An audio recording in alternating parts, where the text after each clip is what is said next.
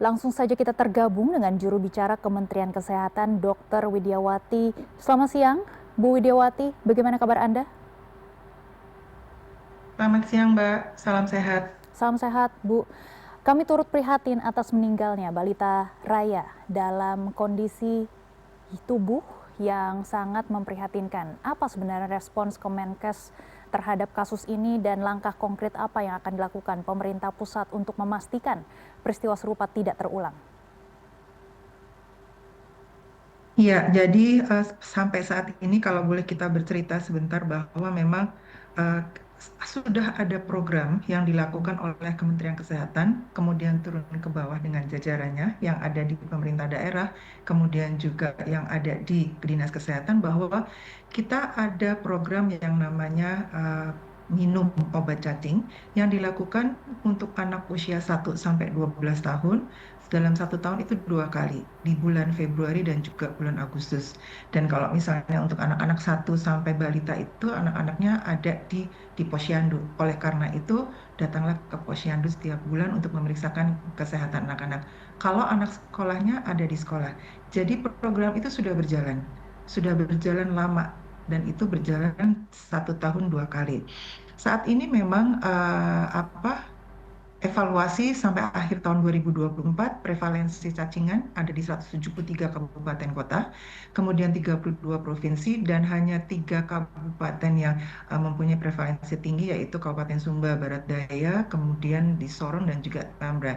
Nah, ini kita terus memantau, tentunya bekerja sama dan berkoordinasi dengan pemerintah daerah, dengan rumah sakit umum daerah yang juga menangani raya, kemudian juga dengan puskesmas.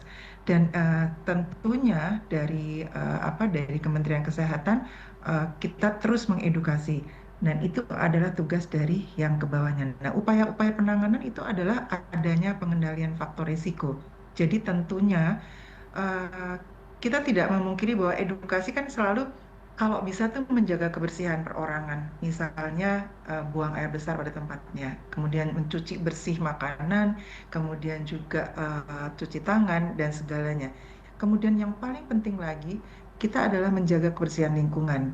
Nah, penanganan penderitanya tentunya bila ada gejala langsung berobat. Nah, itu pentingnya pergi ke posyandu setiap bulan sekali sesuai dengan tanggal yang ditentukan oleh posyandu untuk memeriksakan balita. Orang tua seharusnya memang mungkin tidak semua yang mengerti bahwa kalau balitanya ada sesuatu, misalnya tidak suka makan, nafsu makannya berkurang, atau berat badannya berkurang. Nah, itu kan bisa diketahui secara fisik. Tapi kalau nggak ngerti, datanglah ke posyandu setiap bulan yang kalau misalnya orang tuanya nggak tahu, tapi terus kemudian posyandu lo ini kok badannya berkurang. Nah, itu akan dilakukan pemeriksaan selanjutnya. Jadi itulah yang harus dilakukan edukasi-edukasi yang kita berikan kepada masyarakat. Peran besar masyarakat untuk ikut bersama dengan kami, tenaga kesehatan, yaitu datang bila ada edukasi, kemudian bersedia untuk diperiksa. Jadi itu yang saat ini dilakukan oleh pemerintah Kementerian Kesehatan bekerja sama dengan jajaran di bawahnya yaitu Pemda, Dinas Kesehatan dan juga Puskesmas bahkan sampai ke kader. Karena kader itu adalah orang yang paling dekat. Contohnya saja mungkin kadernya adalah orang tuanya, bisa ibunya, bisa bapaknya. Baik, Gitu Mbak. Bu Widiawati, tentunya ini kondisi rumah yang tidak layak dan kemungkinan gizi buruk semestinya juga bisa terdeteksi lewat sistem posyandu dan juga kunjungan rutin. Apa sebenarnya temuan awal dari Kemenkes? Adakah celah dalam pengawasan yang menyebabkan hal ini luput dari perhatian petugas kesehatan ataupun ada jemput bola yang nantinya ke daerah-daerah terpencil? Iya, sebetulnya tadi saya mengulangi lagi bahwa kita punya program yang tadi pemberian obat cacing. Nah, Kementerian Kesehatan tentunya nggak bisa bekerja sendiri, karena kan kita punya masyarakat banyak banget. Nah, itulah sebabnya kita selalu berkolaborasi dengan pemerintah daerah. Kemudian pemerintah daerah ke bawahnya tentunya ada yang kalau kita di kesehatan ada dinas kesehatan, kemudian puskesmas, kemudian fasilitas kesehatan, kemudian juga para SDM-nya. Nah, ini adalah eh, pengawasan yang harus dilakukan oleh jajaran dari atas ke bawah, dari Pemdanya ke bawah. Nah, ini Mungkin juga kalau boleh dikatakan ada nggak semua orang yang misalnya mau diperiksa gitu ya. Terus tidak mau semua orang mau datang ke tempat pemeriksaan. Jemput bola itu selalu ada, Mbak. Untuk petugas-petugas puskesmas mereka ada yang namanya kunjungan rumah itu ada ya. Jadi mungkin ditentukan waktunya. Kalau misalnya minggu ini mereka kunjungan rumahnya ke RT yang mana, ke tempatnya yang siapa. Nah, itu yang merupakan satu satu usaha untuk bagaimana kita merangkul masyarakat untuk mengetahui apa saja yang harus mereka ketahui terkait dengan kesehatan. Itu yang sudah kita lakukan. Nah, sekarang bagaimana masyarakat menerima itu tergantung dari lokasinya masing-masing atau dari individunya masing-masing. Nah, inilah laporan-laporan yang memang seharusnya kita peroleh. Nah, laporan itu tentunya berjenjang ya Mbak dari bawah ke atas. Nah, ini ditangani oleh pemerintah daerah terkait dengan dinas kesehatan dan juga puskesmas dan para kadernya. Baik, kami juga mendapatkan cuplikan dari lokasi tempat tinggal balita Raya yang disebut warga sebagai rumah teduh. Dan sebelumnya pendiri rumah teduh ini, In Achisin, menyatakan karena Raya tidak punya identitas dan relawan juga meminta waktu 3 hari untuk mengurusnya. Tapi setelah tenggat waktu, tidak ada pihak yang bersedia menanggung biaya pengobatan Raya termasuk pemerintah. Dan berikut adalah cuplikan wawancara pendiri rumah teduh di program CNN Indonesia Newsroom kami sore. Kita lihat bersama.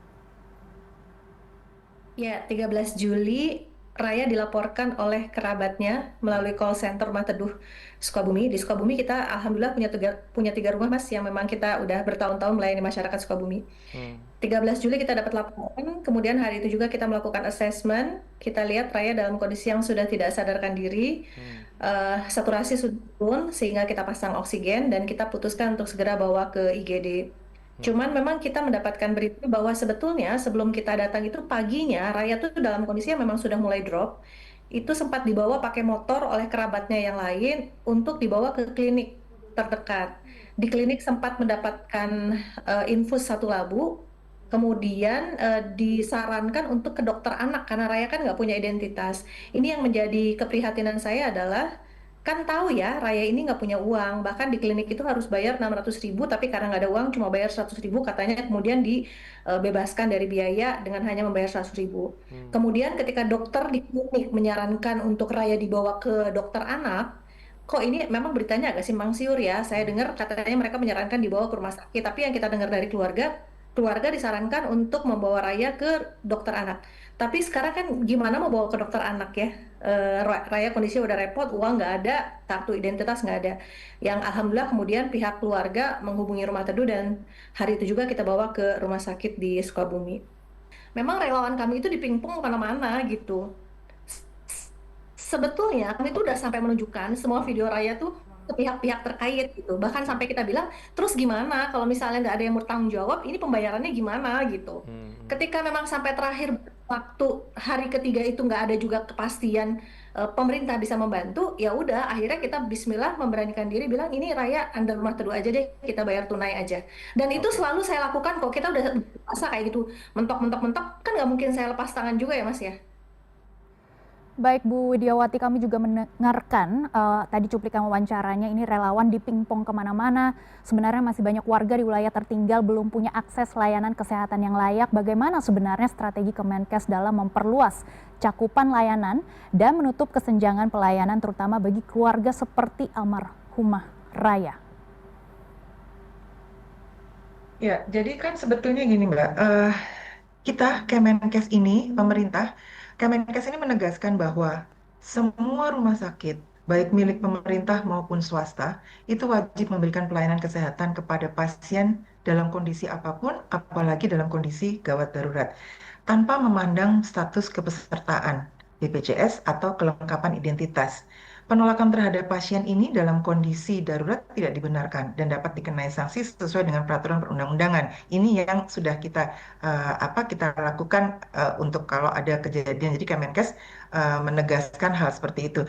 Nah, ini juga kita bisa ambil melalui Undang-Undang Nomor 17 Tahun 2023 tentang kesehatan menyatakan bahwa memang tadi fasilitas itu dalam kondisi apapun si pasien itu harus dilayani. Nah, sekarang Kemenkes itu juga masih memantau dan sedang memantau berkolaborasi dengan pemerintah daerah. Kita kan juga nggak bisa langsung tahu gitu ya. Nah itu harus saat ini seperti contohnya tadi pagi saja kita masih melakukan rapat tentang kronologis, kemudian bagaimana penanganannya dan bagaimana yang harus dilakukan sampai waktu itu dilakukan sampai raya tidak ada gitu ya. Ini masih terus dibahas, Mbak. Jadi kita memang akan terus bergerak seperti tadi, alhamdulillah dibebaskan. Nah, ini hal-hal yang seperti itu sudah kita lakukan. Nah, untuk daerah-daerah terpencil, pemerintah itu tidak diam saja. Kita sedang berproses terus membangun, baik itu kita nggak bisa kerja sendiri. Kementerian Kesehatan berkolaborasi dengan kementerian lain. Kalau untuk daerah-daerah terpencil, tentunya membutuhkan akses. Akses itu ada di kementerian lain. Jadi sedang berkolaborasi bagaimana kita membangun fasilitas kesehatan yang bisa dijangkau oleh masyarakat. Perlu akses yang bagus, perlu sarana yang bagus. Nah, itu Kementerian Kesehatan bekerjasama dengan KL-KL lainnya untuk terus sampai ke daerah-daerah yang terpencil. Tentunya tidak bisa secepat itu, tapi beberapa daerah-daerah terpencil itu sudah mendapatkan apa namanya, sudah mendapatkan akses-akses yang tadinya sulit, sudah bisa dijangkau. Contohnya saja, misalnya yang tadinya puskesmasnya jauh banget, kemudian ada puskesmas pembantu.